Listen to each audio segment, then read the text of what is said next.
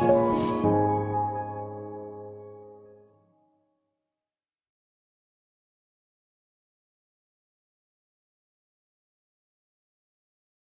amigos, en este video les voy a explicar cuál es la estructura básica de una audiencia de control de detención. Lo primero que tienen que tener en consideración es que esta es una estructura de una u otra forma estandarizada, pero puede haber algunas variaciones dependiendo del juez que dirija la audiencia de control de detención. Lo importante es que tengan una referencia para efecto de ver en caso de que tengan que enfrentar una situación como esta y tengan clara cuál es la estructura y las etapas que se van presentando dentro de la audiencia de control de detención. Otra cosa importante que tengan en consideración es que esta es una de las audiencias por las cuales se inicia un proceso penal. Por lo tanto, de alguna otra forma es una instancia de iniciación de un juicio que va a tener consecuencias después más adelante. Por lo tanto, es importante tener claridad que muchas de las cosas que se producen dentro de la audiencia de control de detención van a repercutir posteriormente en el desarrollo del juicio y en el desarrollo del resto de las etapas. Ahora vamos a ver en detalle cuáles son estas formalidades dentro de la audiencia de control de detención. Lo primero es la individualización de las partes intervinientes. Ya vimos en otro video que son intervinientes en el proceso penal el imputado, el defensor, el fiscal, la víctima y el abogado querellante. Bueno, de todo esto se hace una individualización, pero tiene ciertos aspectos que tenemos que revisar porque esta individualización es bastante importante para el resto del proceso. Primero parte la individualización de los intervinientes que están en la sala presentes, digamos, a la audiencia de control de detención, que son los defensores y el fiscal. Ahora, eventualmente el fiscal y el defensor público ya están individualizados previamente, por lo tanto no se individualizan generalmente para todas las audiencias. Las audiencias de control de detención se toman en forma sucesiva o incluso en algunas oportunidades en bloques de audiencias dependiendo del tipo de forma de término que vayan a tener las audiencias o la revisión del procedimiento que se va a realizar. Esto es importante porque muchas veces esto influye en la dinámica misma de la presentación de las partes en el proceso. Pero suponiendo que en una audiencia de control de detención intervienen solamente el fiscal, el defensor, el imputado y eventualmente una víctima, vamos a describir estas audiencias. Parte de la audiencia con la individualización de los intervinientes principales, el fiscal y el defensor público. Recuerden ustedes que tanto el fiscal como el defensor público son intervinientes que están ya previamente individualizados en el tribunal, por lo tanto prácticamente a ellos lo único que se les pide es el nombre de individualización porque los datos de correo, RUT, etcétera, y dirección incluso, ya están previamente registrados en el tribunal, por lo tanto no es necesario indagar mayormente respecto de la individualización de estos intervinientes, ¿ya? Luego de eso, por el lado de la fiscalía, después de que se individualiza el fiscal, el tribunal le solicita la individualización a la víctima, si es que está presente. Recuerden ustedes que no necesariamente tiene que estar presente la víctima en esta audiencia. Ahora, si la víctima se presenta, obviamente tiene que ser individualizada y se le toman sus datos. En este caso en particular se pueden dar algunas situaciones como por ejemplo que la víctima solicite que su domicilio y sus datos de identificación estén resguardados o mantenidos bajo secreto, ¿ya? Se pueden dar situaciones como esa. Ahora, ¿qué información es la que tiene que dar la víctima o tiene que tener conocimiento del tribunal para efecto de indemnizar a la víctima? Obviamente el nombre completo, el número de RUT. Eventualmente es aconsejable que lleven sus datos de sus documentos de identificación para efecto de tener claridad y certeza de que la persona que se presenta en calidad de víctima sea quien dice ser. Por lo tanto, es importante que tengan esos datos. También se sugiere que las víctimas y todos los intervinientes en definitiva tengan algún correo electrónico o algún número de teléfono celular. Sobre todo con el tema de la pandemia, se ha empezado a ocupar con mucha mayor frecuencia este tipo de notificación y se puede incluso participar en las audiencias a través de audiencias virtuales, me refiero, a través obviamente de dispositivos electrónicos, para lo cual van a necesitar eventualmente un teléfono o un correo, ¿ya? Así que es importante que den esa información. Ahora, ¿qué es relevante de la información que entrega la víctima al momento de individualizarse? Es importante porque obviamente va a ser la forma a través de la cual va a tener contacto con el tribunal. Y si la individualización que hace la víctima tiene algún error, eventualmente puede imposibilitar que el tribunal le pueda dar aviso de la revisión de los trámites que se van a realizar en la audiencia. Las audiencias, obviamente, perdón, me refiero a los trámites en el tribunal, obviamente las audiencias y también cualquier otro trámite, principalmente el trámite que dice relación con la presentación de la víctima a las audiencias importantes. La audiencia de preparación de juicio oral, la audiencia de salidas alternativas, la audiencia de juicio oral, son audiencias que requieren necesariamente la presentación de la víctima, ¿ya?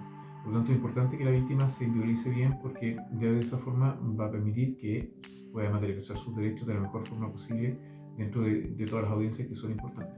Ahora, luego de eso se le da la palabra al abogado querellante, que también, al igual que la víctima, puede asistir como también puede no asistir. Va a depender si la víctima contrató a un abogado para que la represente. Y ojo, que el abogado que representa a la víctima puede comparecer en representación de la víctima como persona, digamos, natural, o bien puede comparecer en calidad de abogado querellante. ¿Cuál es la diferencia? Es que para comparecer en calidad de abogado querellante y no solo como abogado que representa a la víctima, tiene que haber deducido previamente una querella. Vamos a ver en otros videos cuáles son los requisitos de esto y cuáles son las oportunidades en las cuales las víctimas tienen que presentar estas querellas para efectos de ir representadas por un abogado querellante. Se le piden también los mismos datos, nombre completo, y en este caso en particular recuerden que el abogado querellante no tiene necesariamente los mismos datos que la víctima, por lo tanto su dirección, su correo electrónico y los datos de identificación son distintos a los de la víctima, ¿ya? Pero también es importante en este caso que el abogado querellante registre obviamente su correo electrónico, porque de esa forma se le van a notificar todas las actas y las audiencias, o sea, las fijaciones de audiencia se le van a notificar por correo electrónico. Luego de eso se le da la palabra eventualmente al defensor, y en este caso vamos a hacer una salvedad porque, como dijimos anteriormente, el defensor público ya está previamente individualizado en el tribunal, pero lo importante aquí es cuando el imputado asiste con un abogado particular, porque en este caso sí el abogado particular tiene que dar sus datos de individualización, los mismos que el querellante: nombre completo, dirección de la oficina, dirección de correo electrónico, y eventualmente si es que se le puede pedir también algún teléfono para efecto de mantenerlo vinculado también con la causa y el tribunal. Pero lo más importante de todo eso es el correo electrónico, porque es la única forma que tiene el tribunal de mantenerlo también vinculado y notificado, digamos, de la realización de los actos y trámites que se van a realizar dentro de la causa. Por lo tanto, es importante que se fije un correo electrónico y obviamente que el correo electrónico esté habilitado, porque si eventualmente el correo electrónico no está funcionando, no va a ser de responsabilidad del tribunal, y el tribunal de alguna forma lo va a dar por notificado, y eventualmente si requiere su presentación en alguna audiencia, sobre todo al defensor, se le puede declarar abandonada la defensa. Por lo tanto, un dato muy importante: que el defensor dé claramente su correo. Es sugerible que lo entregue por escrito y eventualmente, conjuntamente con la tarjeta, entregue el dato de la notificación ahí para efecto de evitar errores. Lo mismo con el resto de los intervinientes, es muy bueno que quede claramente establecido de alguna otra forma el correo electrónico, ¿ya? Y aquí pasamos a la individualización del imputado. Y aquí hay varios detalles, porque lo primero, como es muy importante mantener vinculado al imputado con los actos del procedimiento, es tremendamente importante que el imputado, además de dar sus datos personales de identificación, el nombre, el RUT, qué sé yo, si tiene también correo electrónico, el dato más relevante o los datos más relevantes dicen relación con la dirección y el correo electrónico, si eventualmente lo tiene. ¿Por qué? Porque cuando el imputado comparece por primera vez a una audiencia ante el tribunal, se hace efectivo un apercibimiento, que es el apercibimiento del artículo 26. ¿En qué consiste este apercibimiento? Esta es una disposición que establece el legislador para efectos de mantener vinculada a la persona con el tribunal, con la causa particularmente, y además permitir que el tribunal lo manda a citar o lo manda a buscar eventualmente si es necesario realizar algún tipo de trámite o audiencia. Por lo tanto, ¿en qué consiste el artículo 26 o cuál es el apercibimiento del artículo 26? En esto consiste en que si el imputado, por alguna razón, da un domicilio incompleto, erróneo o derechamente falso, situación que se verifica posteriormente por el tribunal, amerita que el tribunal, después de verificar esta situación, que les voy a explicar a continuación cómo se hace, después de verificar la situación de que el domicilio es inexacto, es erróneo o derechamente no existe, es falso, el tribunal está facultado para notificar al imputado derechamente a través de una notificación que se realiza en unas vitrinas que se conocen como estado diario, que están en todos los tribunales afuera. Afuera del tribunal existe una vitrina que es el estado diario, que es un listado donde están anotadas todas las notificaciones que se dictaron en un día en particular en todas las causas que tiene el tribunal o respecto a las cuales se dictó alguna resolución, ¿ya? Entonces se hace una ficción por la cual se incluye los datos de notificación de esa causa en este listado que se pone en forma diaria. ¿Y qué pasa? Desde el momento que se incluye la notificación en ese estado diario, se considera que la persona está notificada. Por lo tanto, si después no asiste a la audiencia, esa notificación es válida. Y por lo tanto, si la persona no está revisando la situación de su proceso en forma habitual, lo más probable es que para esa nueva audiencia la persona esté válidamente notificada y se le despache una orden de detención. Ese es el apercibimiento del artículo 26. Por lo tanto, el domicilio tiene que estar correcto, tiene que estar completo y además tiene que ser verídico, porque si se verifica esta situación, se hace efectivo el apercibimiento del artículo 26 y en la próxima audiencia lo más probable es que la persona llegue detenida. Ahora, ¿cómo verifica esto el tribunal? ¿Cómo opera la práctica? Después del control de detención, se le toman los datos al imputado. Dentro de ellos, como dijimos, el domicilio. Se hace o se fija una nueva audiencia. Para esa nueva audiencia se manda una carta a ese domicilio, carta que es entregada por un funcionario del tribunal de una unidad especial, que es la unidad de citaciones del tribunal. El funcionario va al domicilio y verifica si efectivamente el domicilio existe o no existe.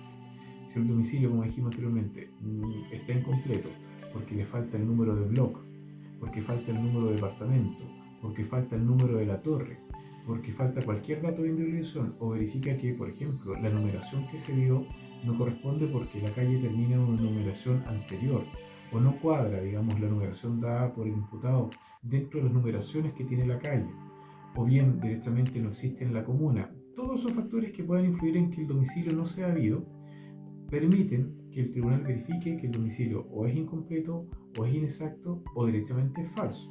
¿Ya? Si esto se certifica, basta esa sola certificación para que el tribunal, cuando se realice la audiencia, verifique el atestado del funcionario del tribunal, el funcionario de las notificaciones, de la unidad de notificaciones, verifica su situación y fija una nueva fecha, y esa nueva fecha ordena la notificación por el estado de ello. Por lo tanto, en la práctica no se va a mandar una nueva carta o cédula al domicilio, simplemente se va a notificar con la inclusión de esa resolución en esta vitrina, en el estado diario, y luego de eso, para la segunda audiencia, para la audiencia próxima, la persona ya puede ser despachada en su contra una orden de detención. Y créanme que la cantidad de personas que llegan detenidas por esta situación es grande, precisamente porque no se preocupan, o bien no se preocupan, o bien dan su domicilio en forma errónea. Una forma fácil, digamos, de cumplir con este requisito es dar la dirección en un orden lógico. Orden lógico que sería, por ejemplo, el nombre de la calle, o del pasaje, o de la avenida primero. Luego de eso, si la ubicación, el domicilio, tiene un blog, el número del blog. Luego de eso, el número del departamento. Si hay una letra de por medio, dar el número de la letra. Si eventualmente está dentro de una villa, dar el nombre de la villa. Luego de eso, la comuna, la región. Eso es una forma lógica y ordenada de dar el domicilio. Y esto se lo digo, pudiera ser muy lógico, pero no se imaginen la cantidad de gente que da las direcciones en forma equivocada, o bien al momento de preguntarle su domicilio, dan intersecciones, no tienen claro cuál es el nombre de la calle o la dirección exacta cuando están en una intersección.